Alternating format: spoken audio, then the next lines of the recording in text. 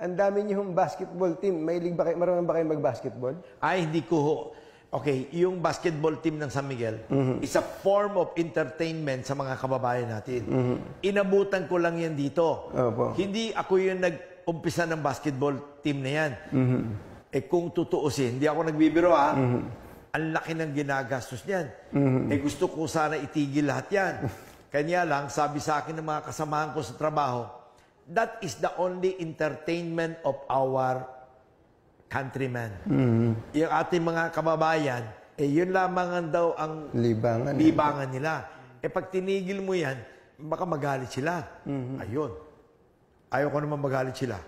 Total, di naman ako nagsimulan yan. Di ko na itigil, ano? Hanggang mag-retire ako. So, totoo po, seryoso nyo ikinonsider yun? Oo.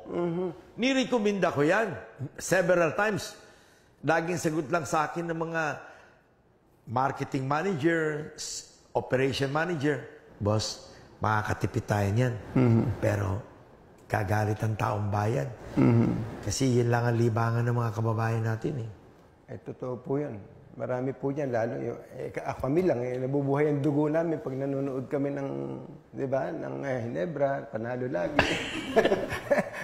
San Miguel, pagka nanalo yung San Miguel, kahit hindi Ginebra, pwede na rin. Yung Ginebra is so popular. If I remember, naalala niyo ba yung Ginebra versus Bay Dragon? Opo, yung puro imported na player? Tama po. Aba, nung nagsimula yung Bay Dragon maglaro sa PBA, as if they are unbeatable. Di ba? Tama po. 7 import. Sobrang galing nun. At yung coach niya, national coach ng Australia. Tama po. Ay, paano mo tatalunin yun? Pero nilampaso ng Ginebra Championship.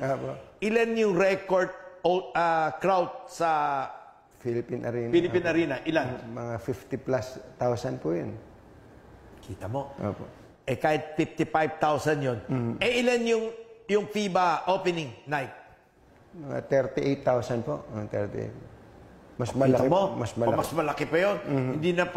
Hindi pala na natin kailangan ng FIBA. Mas nagagalak pa yung mga kababayan natin. Pagka napapanood nila ang Ginebra, grabe ang fans ng Ginebra. Can you imagine if we can stop the basketball operation?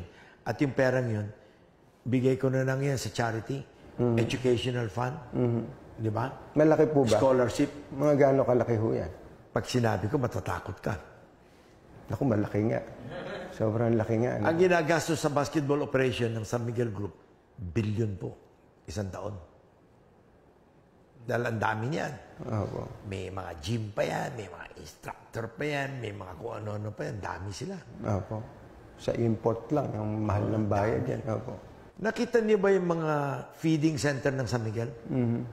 Hindi niyo alam yun, no? Yung feeding center, meron kami niya sa Tondo, meron kami niya sa Cubao, kung saan-saan. Anong pinapakain niyan araw-araw? Araw-araw, scrambled egg, yung mga pagkain pang breakfast. Day and night yan, pinipilaan ng tao. Can you imagine? Kung magamit mo yung perang yun, maghanda tayo ng maraming feeding center. Naku, mas maraming taong mapapakain natin. Parang gusto ko nang i-give up yung Ginebra ko ah. Chadix Blue Sports. Ang gusto nyong mga sports na balita, andito na, Chadix Blue Sports. Please subscribe my channel. Thank you.